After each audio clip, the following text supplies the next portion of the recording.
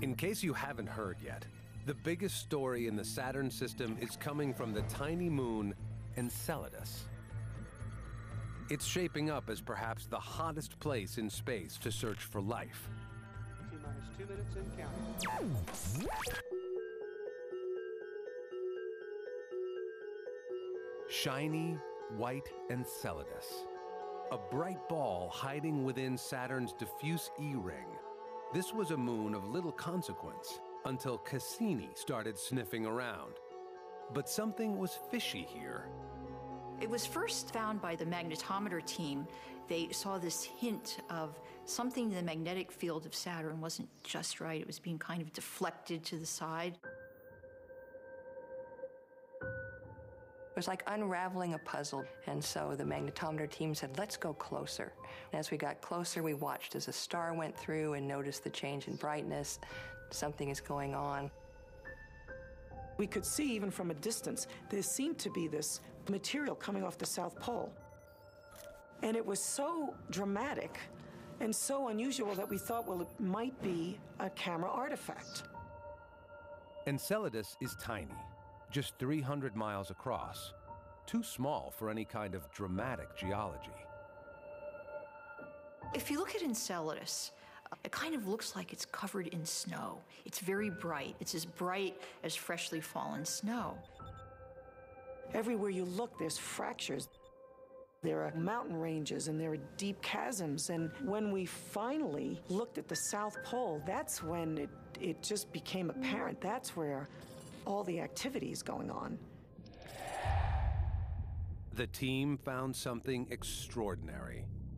Row after row of enormous geysers shooting water and ice crystals out into space from the snowy white surface. And so it was like a giant detective story, piece by piece, putting the evidence together until finally you get back that really great picture, the smoking gun, showing the geysers actually coming out from the South Pole of Enceladus. Water and water ice are spewing out of giant cracks from a region about the size of Southern California that's apparently just basically a big geothermal field. You can think of it that way. It doesn't look much like California from orbit, just cool, as you'd expect an icy moon this far from the sun to be. But that's the mystery of Enceladus. I mean, the bloody thing is hot. The South Pole is hot. Okay, it's like, it's as crazy as saying the North Pole of the Earth is hotter than the equator. The best indication so far suggests the source of the water lies in a subterranean ocean or sea, hidden beneath the icy crust under the South Pole, warmed by tidal heating. It's been a mystery because Enceladus is so small. It's not supposed to have that much heat. We think that heat source underground melts water, and that melted water, which might be mixed with some ammonia and other things to lower its melting point, then works its way out of the ground and spews up into space. Here is the surprise entry in the search for life. This little moon that you'd expect to be pretty dead and dull, and coming out of the South Pole of it is a jet of water ice. All the things you need for life are there. There's an energy source, there's a water source, there's an organic material source, there's a nitrogen source. Check, check, check, check. All the requirements for life. This is the little moon that has it all. And the samples are coming out in space. There's a big sign there, free samples, take one. We just fly through and grab it on our way. I think it is the go-to place in our solar system right now for investigating issues of astrobiological importance. It wins out the game over Mars, over Europa, over Titan even, simply because of accessibility. It's accessible. If these jets are deriving from liquid water, then they're there for the sampling. The Cassini team has been flying the spacecraft at heights as low as 15 miles on its way to the plumes. Unbelievable precision flying for a remotely controlled robot that was never designed for such a feat, 1 billion miles from Earth. From Cassini, we learned that there's methane in the plume, nitrogen in the plume, ammonia in the plume, organic molecules in the plume. It's a real soup. We're seeing a soup of organics being spewed out into space where it's freezing. You can almost go there and jar it, put it in a can, and sell it on Earth as organic nutrient soup. On Earth, geysers and hot springs are home to bacteria with pedigrees dating back to the beginning of life. They can also be breathtaking. But nothing on Earth matches the Saturnian cold faithful. So sitting there at the South Pole of Enceladus and taking a look at Saturn while you're sitting there watching this eruption going on would be beautiful. It wouldn't be a dangerous thing. You would see these towering, dramatic fountains of just icy particles. We'd never see them stop because some of them actually extend tens of thousands of kilometers into the space above the South Pole and, in fact, into orbit around Saturn. This is how the E-ring of Saturn is formed. Cassini has solved the mystery of how at least one of Saturn's rings formed. And this may help solve the bigger mystery of life beyond Earth. T-minus 2 minutes and counting. Enceladus may be the hottest ticket in town, but don't overlook the heavyweight contender for the title of Moon with the Most. Titan. T-minus 40 seconds. Everything looks good for launch.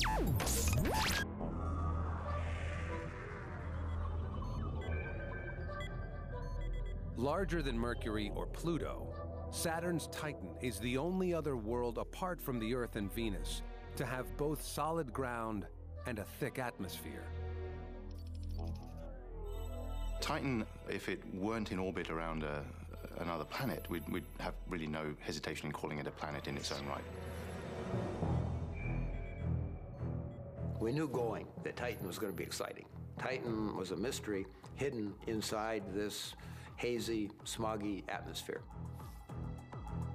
Cassini confirmed that Titan is shrouded in thick orange smog.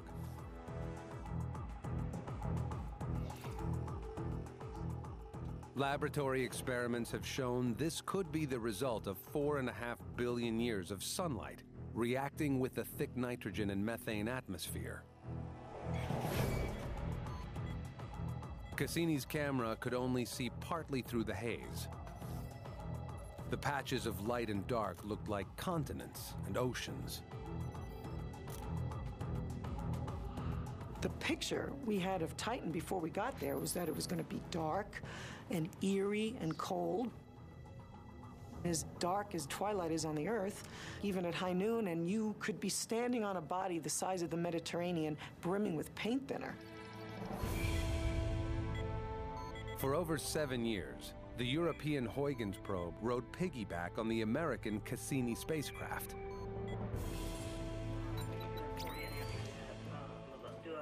Give me an update, like section only. On Christmas Day 2004, it was sent on its way. Planet Earth never attempted to land on such a distant world before. With the Huygens probe on final approach to Titan, operations switched to European mission control. The probe hurtled into Titan's atmosphere at 6 kilometers a second. The atmosphere would have been glowing violet around the probe as it decelerated. Once on a parachute, the probe descended for the first 80 miles, seeing nothing but smog and haze. As we got closer to the surface, down at about 30 kilometers, the surface features started to peek through the haze.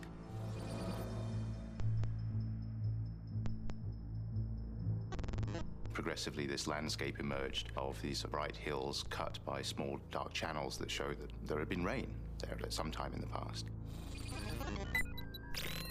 The signal was taking over an hour to reach Earth. No doubt, Huygens was sending postcards from the edge. There were just 20 of us in the office area where the pictures were delivered. It was dark in Germany, it was the winter. It really felt like we were out there gazing at this alien world that was just at our doorstep.